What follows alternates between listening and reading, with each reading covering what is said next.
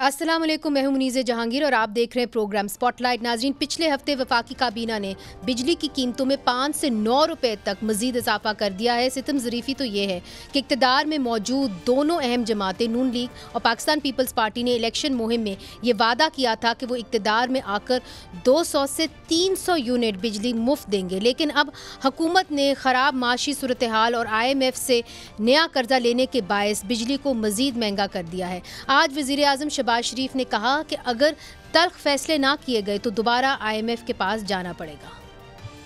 अगर हमने रिफॉर्म्स ना की, अगर हमने बड़े कड़वे फैसले ना किए तो फिर जो 3 साल क्या उसके बाद भी फिर खुदा न खास्ता हमें IMF जाना पड़ेगा। मैं समझता हूँ कि वो डूब बनने का मकाम होगा अगर 3 साल बाद फिर दोबारा हम IMF जाएं।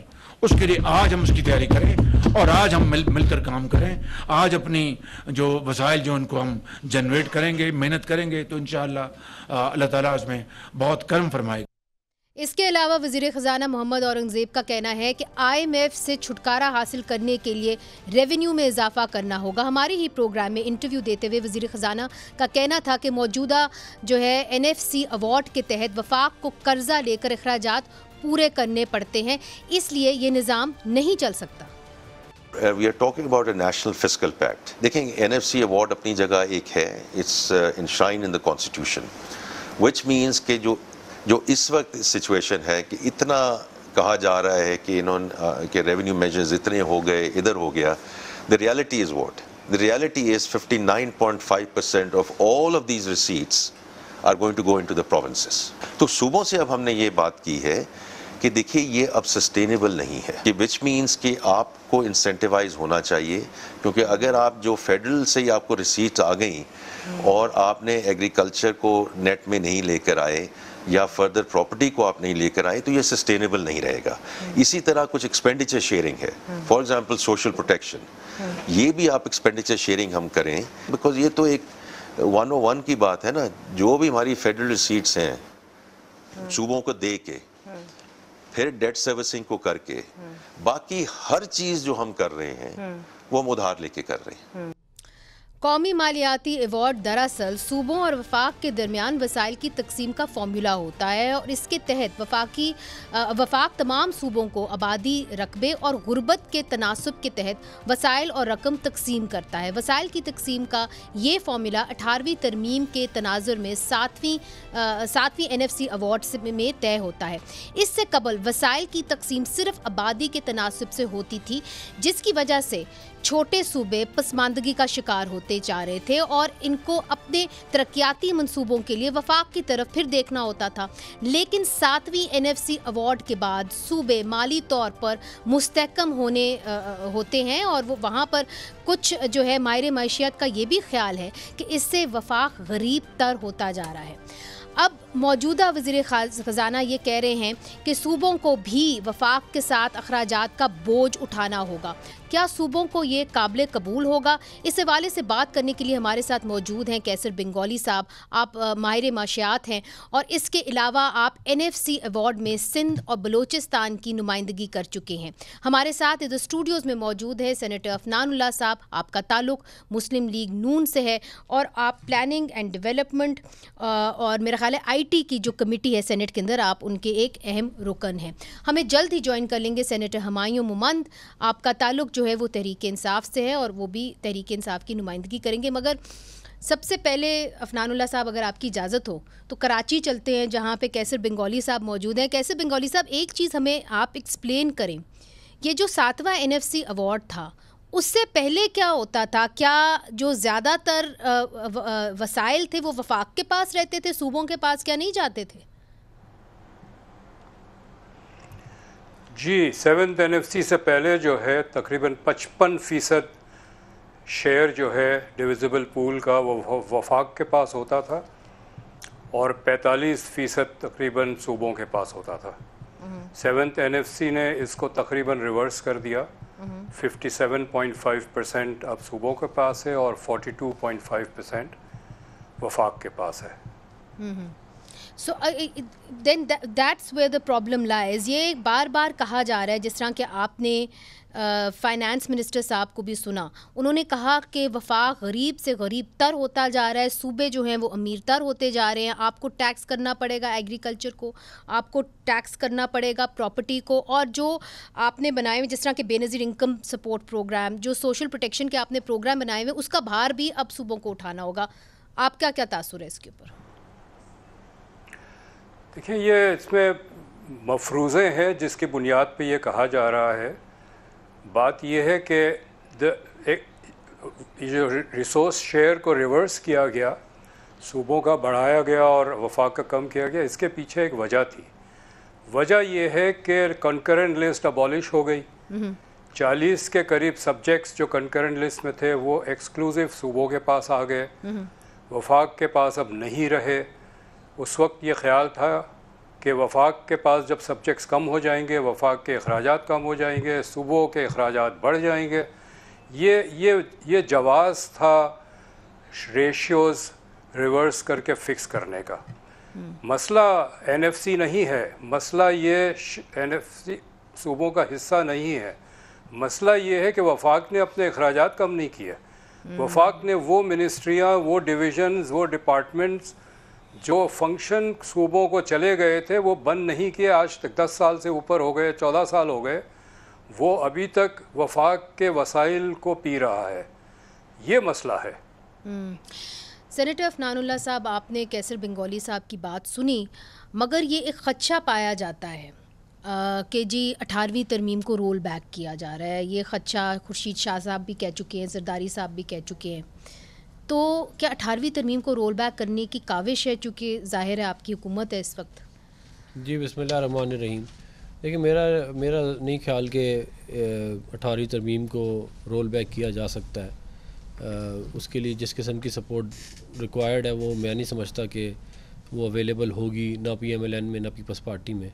آپ نے پیپلز پارٹی کے تو 2 بڑے لیڈرز کو کوٹ بھی کر دیا ہے. تو یہ لوگ، کچھ لوگوں کی خواہش ضرور ہے کہ وہ رول بیک کر دیا جائے، لیکن وہ خواہش بہت پرانی خواہش ہے، کافی عرصے سے چل رہی ہے.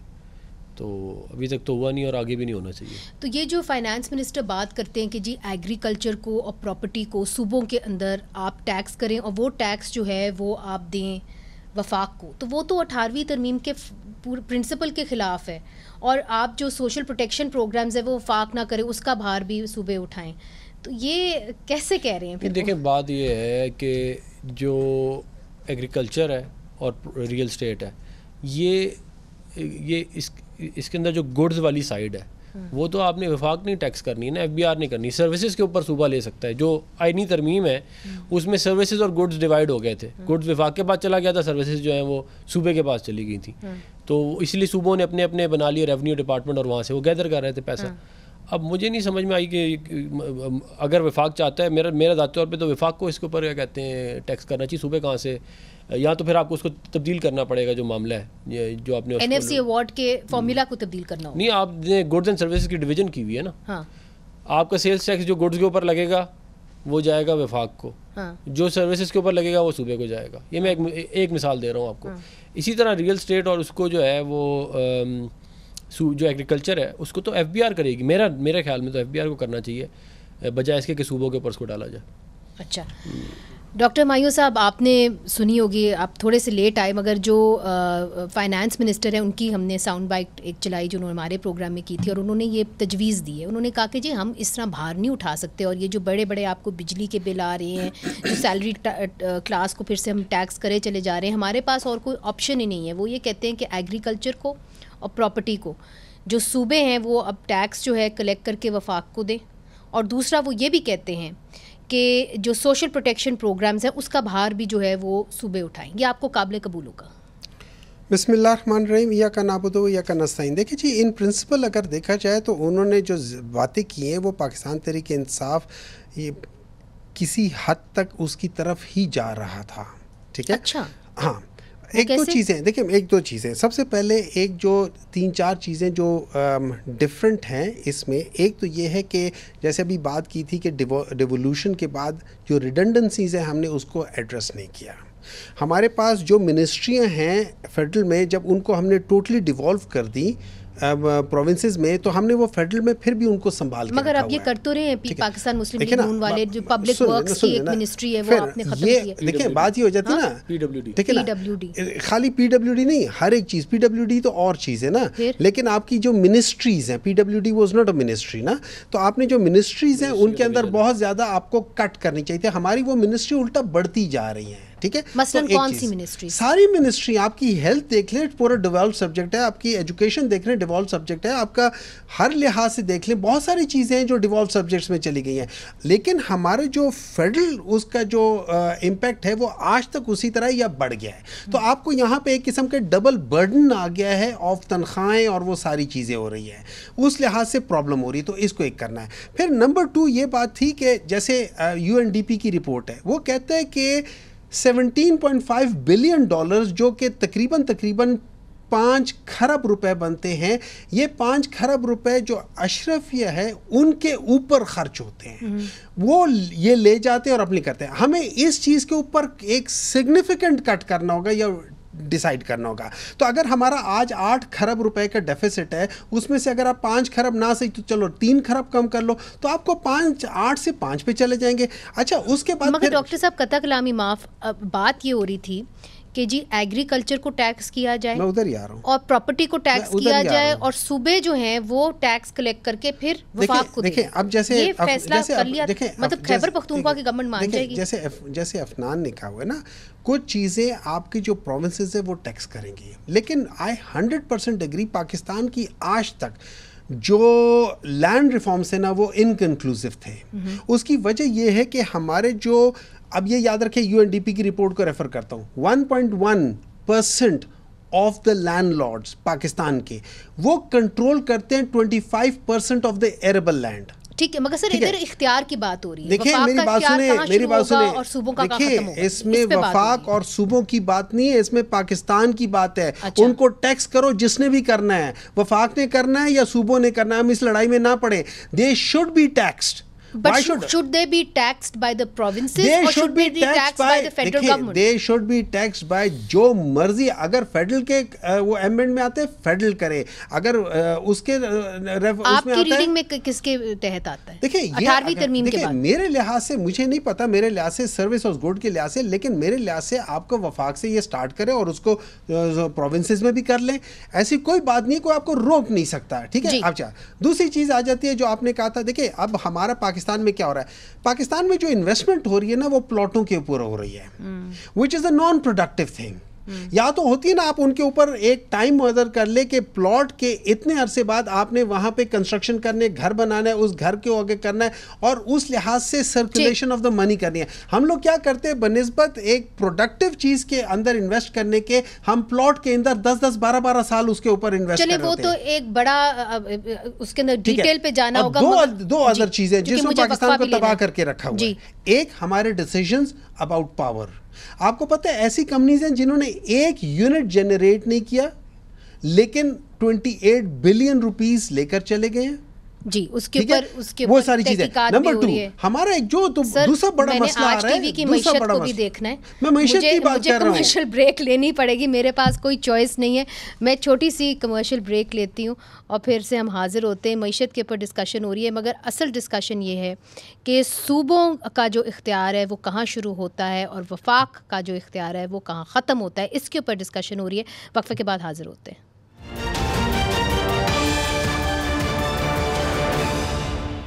वेलकम बैक नाजरीन। बिजली के जो बिल हैं वो बढ़ते चले जा रहे हैं और मईशत जो है, हमारे वज़ीर आज़म भी ये कह रहे हैं और हमारे फाइनेंस मिनिस्टर भी ये कह रहे हैं कि अगर हमने अभी अपने घर को दुरुस्त नहीं किया तो फिर से IMF के पास जाना होगा और उसके लिए वो ये कह रहे हैं कि सूबों को वफाक का भार उठाना होगा। कैसर बंगाली साहब, ब्रेक से पहले हम ये बात कर रहे थे कि एग्रीकल्चर और ज़मीन यानी प्रॉपर्टी के ऊपर जो टैक्स है वो सूबों को लगाना चाहिए या कि वफाक को लगाना चाहिए, चूँकि अगर सूबे लगाते हैं तो ये वफाक कहता है कि जी कुछ उसका हिस्सा हमें दें, चूँकि हमने आफ्टर ऑल सर्कुलर डेट जो है वो हमने देनी है, फिर जो हमारे जो फॉरेन डेट है वो हमने देनी है, तो हम इतना भार उठा ही नहीं सकते। देखिए, 2 फंडामेंटल पॉइंट्स मैं पहले बताना चाहूँगा।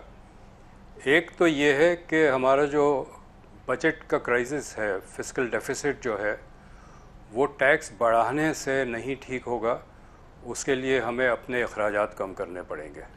फंडामेंटल पॉइंट है। ठीक। इसकी वजह यह कि जितने आप टैक्स बढ़ाते जाएंगे इकॉनमी श्रिंक करती जाएगी, इकॉनमी के पास कैपेसिटी नहीं है मज़ीद बिजली का बोझ उठाने का, मज़ीद टैक्स देने का, मज़ीद महंगा पेट्रोल लेने का, चूँकि उससे फ्रेट कॉस्ट बढ़ता है।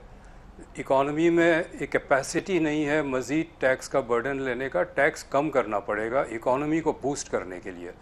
ये कहते हैं ना कि हमें 3 साल के बाद वापस जाना पड़ेगा, अगर ये करते रहे तो 1 साल के बाद जाना पड़ेगा। तो ये फंडामेंटल पॉइंट ये है कि फिस्कल क्राइसिस जो है उसका हल मोर टैक्सेस नहीं है, मोर एक्सपेंडिचर रिडक्शन है। दूसरी बात मैं ये कहना चाहता हूँ कि टैक्स का जो बेस है जहाँ से टैक्स जनरेट होता है, एग्रीकल्चर हो, इंडस्ट्री हो, प्रॉपर्टी हो, जो भी है वो तो सूबों का है। अच्छा। वफाक तो एजेंट है सूबों के टैक्स कलेक्ट करने में। वफाक की मेहरबानी है कि सूबों को 40% से ज़्यादा शेयर दिया हुआ है वफाक को। तो ये किस तरह कहते हैं कि सूबों को इल्ज़ाम देते हैं, जो प्रिंसिपल है वो तो सूबा है, एजेंट सेंटर है। मगर वो कहते हैं कि जी सर्कुलर डेट भी हमने देनी है, फॉरेन डेट भी हमने देनी है, इतना भार हम पे है, हम कैसे देंगे, हम हमारा तो दिवालिया हो गया। वफाक ने तो सूबों ने तो नहीं ये सर्कुलर डेट पैदा किया ना, वफाक ने किया है। अच्छा। और जो बात एग्रीकल्चर और इसकी है आपकी प्रॉपर्टी की, टैक्स बेस होना ज़रूरी है। If you have large income base your income tax will be high, if you have a large property base your property tax will be high. ये सारे टैक्स लगे हुए हैं, राइट। लेकिन ये ख़ास तौर पे एग्रीकल्चर पे I was also of the view that agriculture को ज़्यादा टैक्स करना चाहिए, they should pay, right. But when you put the data together, और मैं डेटा की बुनियाद पे बात कर रहा हूँ, 80% of farmers are small farmers जो आपके टैक्स नेट में आते ही नहीं है। अच्छा। जो बाकी बचते हैं उसमें जो बड़े लैंडलॉर्ड्स हैं वो बहुत कम है। So the total number is very large, very small. Even if you tax all of them fully, the total revenue will not be large. Right. उनसे टैक्स आप ले लेंगे लेकिन टोटल रेवेन्यू ज़्यादा नहीं होगा, चूँकि number of tax payers will not be large. आपके ख्याल में जो बड़े ज़मींदार है इस मुल्क में कितने हैं? 10,000 नहीं है, 1,000 भी नहीं है। अच्छा, डॉक्टर मायूं कह रहे हैं 1.1%। 1.1 मिलियन नहीं, परसेंट को छोड़े, नंबर की बात है। पर नंबर की बात है, ये percentage never counts because it is the number each individual is paying his own tax. Right. तो ये number of the landlords are very small. दो जो बात ये कह रहे हैं ना 1% own 25%, basically 1% निकालें आप तो नंबर बहुत छोटा होगा। ठीक है। So what you are saying is में ये है, प्रॉपर्टी पे ये है कि कराची, लाहौर, गुजरावाला, फैसलाबाद, ये 3-4 शहर है जहाँ से प्रॉपर्टी टैक्स का गुंजाइश है। 60% ऑफ प्रॉपर्टीज़ इन कराची इस कच्ची आबादी जहाँ से आप प्रॉपर्टी टैक्स जनरेट नहीं कर सकते हैं। 85-90% ऑफ प्रॉपर्टीज़ इन हैदराबाद, उसकी कंडीशन इतनी ख़राब है कि वहाँ से प्रॉपर्टी टैक्स जनरेट नहीं हो सकता है। राइट। सो ये बहुत एक मफरूज़ा बना दिया है कि सूबे इससे, चूँकि अमेरिका में प्रॉपर्टी टैक्स बहुत बड़ा रेवेन्यू सोर्स है तो हमारे यहाँ भी होना चाहिए, लेकिन प्रॉपर्टी टैक्स आप उस पर लगाते हैं जिस प्रॉपर्टी की सर्टेन क्वालिटी थ्रेशोल्ड होती है। Right, that's the law. ठीक है, तो आपका ये कहना है सेनेटर अफनान साहब के अखराजात जो है वो वफाक को कम करने पड़ेंगे, there is no other way around it. तो क्या पाकिस्तान मुस्लिम लीग नून की हुकूमत ये करने के लिए तैयार है और उसके लिए क्या चैलेंजेस आपको दरपेश हैं? देखें, इसके अंदर यही जो बात डिस्कस हुई है वो यही हुई थी कि जो पेंशन वाला मामला है उसको देखना पड़ेगा, क्योंकि वो 1,000 अरब रुपए से ज़्यादा की तो पेंशन ही हो गई है। तो इतनी बड़ी पेंशन जो है वो कहाँ से ये उस मुल्क के लोग, पेंशन सिर्फ सिविलियन की तो नहीं है ना, गैर सरकारी लोगों की भी है, उनकी बल्कि ज़्यादा है, सियासी लोगों की। हाँ, उनकी ज़्यादा है, क्या कहते हैं 80% उनकी है, 20% सिविलियन है तकरीबन, जो मैंने चेक किया था। अच्छा, गैर सियासी लोगों के 80% है। हाँ जी, तकरीबन उनकी 70-80% उनकी और बाकी That's a big amount, हाँ। تو اس کے اوپر ابھی وہ کام ہو رہا ہے. وہ اگلے سال تک ان کا سروس اسٹرکچر چینج ہوگا, تو اس میں شاید پھر ادھر سے تھوڑا سا آپ کو فسکل گیپ مل جائے. پھر یہ بات ٹھیک کہہ رہے ہیں کیسر بنگالی صاحب کے اخراجات کم کیے بغیر کوئی چارہ نہیں ہے. 839 ارب روپے جو ہے وہ وفاق کی حکومت کو چلانے کے لیے چاہیے. 839 ارب روپے. اب یہ جب آپ نے ڈیوالو کر دی ہیں اتنی ساری چیزیں, تو 839 ارب روپے مطلب وفاق کو چلانے کے لیے از ٹو ہائی. تو اس کو بھی ریویو کیا جا رہا ہے. پھر اگر ہماری جی ڈی پی گرو کرے جس طرح ہماری دور میں کر رہی تھی 2013 سے 18, تو پھر بہت سارے مسائل آپ کے ویسے بھی حل ہو جاتے ہیں اگر اکانومی ویسے ہی بہتر چل رہی ہو. لیکن فنڈامنٹلی ہمیں جو ہے یہ اپنے اخراجات کم کرنے پڑیں گے, ورنہ ہوگا یہ کہ ہم بار بار آئی ایم ایف پروگرام میں جائیں گے اور حالات ایسے ہی رہیں گے. اور آئی ایم ایف پروگرام میں جانا جو ہے وہ عام عوام کے لیے تباہی ہے. بالکل. مگر آپ نے کچھ کہا, کچھ کہہ بھی دیا آپ نے بٹوین دا لائنز. بات یہ ہے ڈاکٹر ہمایوں کے بار بار یہ کہا جاتا ہے کہ جی مقدس گائے جو ہے نا, جو بھی مقدس گائیں ہیں ہمارے ملک کے اندر, ان کو اب خدا حافظ کرنا پڑے گا, نہیں تو بڑا مشکل ہو جائے گا معیشت چلانا. دیکھیے جیسے ابھی ہم بات کریں نا کہ فیڈرل اور اس کے, دیکھیں ہم جو کہتے ہیں نا کہ جو فیڈرل کے ایکسپینسز ہے, فیڈرل کا پرابلی ایک ایکسپینس ہے جو لون انہوں نے لیا ہوا ہے, اور اس میں اگر ہم دیکھا جائے تو ٹرولی جو آپ کا آرم فورسز کا جو بجٹ ہے وہ آپ فیڈرل پہ ڈال سکتے ہیں کسی حد تک, ٹھیک ہے, وہ فیڈرل سے ہی آتا ہے, وہ فیڈرل سے ہی آتا ہے نا. باقی اگر ہم کہتے ہیں کہ یہ جو سرکولر ڈیٹ ہے وہ بھی at the end of the day جہاں لوگ رہتے ہیں وہاں پہ جا رہا ہے نا, بجلی کا وہ ہو رہا ہے تو سرکولر ڈیٹ تو ادھر سے آ رہا ہے. تو صوبوں کو سرکولر ڈیٹ میں اپنا حصہ ڈالنا چاہیے اور اس کی رسپانسبلٹی. کیسر بنگالی صاحب کرتے ہیں کہ سرکولر ڈیٹ جو ہے وہ صوبوں نے جنریٹ نہیں کی, وہ وفاق نہیں دیکھیں وہ اس طرح ہے, وہ بجلی کے یونٹ کے اوپر ہے اور وہ ساری چیزیں اینڈ میں صوبوں میں ہی لوگ یوز کرتے ہیں, ٹھیک ہے. وہ وفاق کا جنریٹڈ ہے, وہ ہم لوگوں نے ان کے ساتھ کیا کہہ سکتے ہیں ڈیلے کی ہوئی ہے, یا جو سائن کیے ہوئے ایگریمنٹس کیے ہوئے ہیں اس میں ہم لوگوں نے بہت غلط کیا ہے. لیکن دیکھیں میں ان سے فسکل ڈیفیسٹ, ہمارا پرابلم یہ ہے کہ ہم لوگ اپنے ٹیکس بڑھانے کے آلریڈی 2-3 چیزیں ہو رہی ہیں. آپ نے اس وقت تقریباً 50%, 49% پہ ٹیکس کر دیا ہے, ٹھیک ہے. پھر آپ لوگوں نے جو انٹرسٹ ریٹ ہے آپ لوگوں نے بہت ہائی رکھا ہوا ہے, 22% رکھا ہوا ہے. اچھا یہ دونوں چیزیں کیا کرتی ہیں, جیسے وہ کہہ رہے ہیں یہ آپ کی جو ایکچوئل ٹرو انکم ہے نا اس کو نہیں پرکھ نہیں دیتی. آپ کا جو پیسہ ہے نا, اگر میں بزنس مین ہوں, میں اگر کسی بزنس میں انویسٹ کروں گا اور اس سے جاب کریشن ہوگی, اس سے سرکولیشن آف منی ہوگی, وہاں پہ میں کتنے کما لوں گا, 25%, 28%. لیکن اس کے جو رسک انوالوڈ ہے, میں بینک میں وہ پیسہ رکھ لوں, مجھے 22% دے دیتا ہے, میں کیوں اتنا رسک انوالو کروں. تو آپ نے اس چیزوں کو دیکھنا ہوگا. نمبر 2, جو ایکچوئل آپ کا فسکل ڈیفیسٹ کو کم کرتا ہے وہ آپ کے ایکسپورٹس ہیں. That is the true generation of money. وہاں ہم نہیں جا رہے, ہم ایکسپورٹ کو نہیں وہ کر رہے ہیں, ٹھیک ہے نا. تو ہم لوگوں نے اپنی پالیسیز کو ایکسپورٹ اورینٹڈ کرنا ہے. اچھا پھر ہمارے ملک میں اگر ہم تھوڑا سا پیچھے چلے جائیں, جس میں یہ کہتے ہیں کہ ہم لوگوں نے بہت زیادہ امپورٹ کی تھی, پی ٹی آئی کے زمانے میں بہت امپورٹ ہوئی تھی. اچھا اگر آپ اس کو بریک کر کے دیکھیں, اس میں زیادہ تر چیزیں جو امپورٹ ہوئی تھی وہ جو لارج اسکیل انڈسٹریز کی اکوپمنٹ تھی وہ امپورٹ ہوئی تھی. اچھا اس کے ساتھ جو را مٹیریل جس کی لیے چیزیں, آپ کو پتہ ہے کاٹن ہم لوگ امپورٹ کرتے ہوتے ہیں, آپ کا جو ٹیکسٹائل انڈسٹری تھی اٹ واز بومنگ, اس کے لیے آپ کاٹن obviously امپورٹ کریں گے. آپ سوچ لیں کہ پاکستان میں اس وقت 80 ملین ایکڑ رقبہ ہے جو کاشتکاری کے لیے ہے, اور ہم اس میں سے صرف 40 ملین ایکڑ رقبے کو ہم نے کاشت کیا ہوا ہے. اور ہمارے پاس جو پانی استعمال ہوتا ہے, جو ہمارے پاس پانی ہے وہ 102 ملین ایکڑ فٹ پانی ہے, اور اس سے ہم یہ کر رہے ہیں 40, جبکہ ایجپٹ 40 ملین ایکڑ فٹ پانی سے 80 ملین ایکڑ رقبہ آباد کر رہا ہے. تو ہم لوگ پروگریسو نہیں, ہم لوگ اپنا we are not cost effective people. Alright, مگر جو آپ نے ایک اہم بات کی ہے وہ یہ کی ہے سرکولر ڈیٹ کے حوالے سے, کہ سرکولر ڈیٹ کا بھار جو ہے وہ صوبوں کو بھی اٹھانا چاہیے, اس کے اوپر بھی آئیں گے. اور آج ایک بہت اہم فیصلہ آیا ہے, مگر پاکستانی عدالتوں سے نہیں آیا, وہ کینیا کے عدالتوں سے آیا ہے ارشد شریف کے کیس میں. اس کے اوپر بھی بات کریں گے وقفے کے بعد.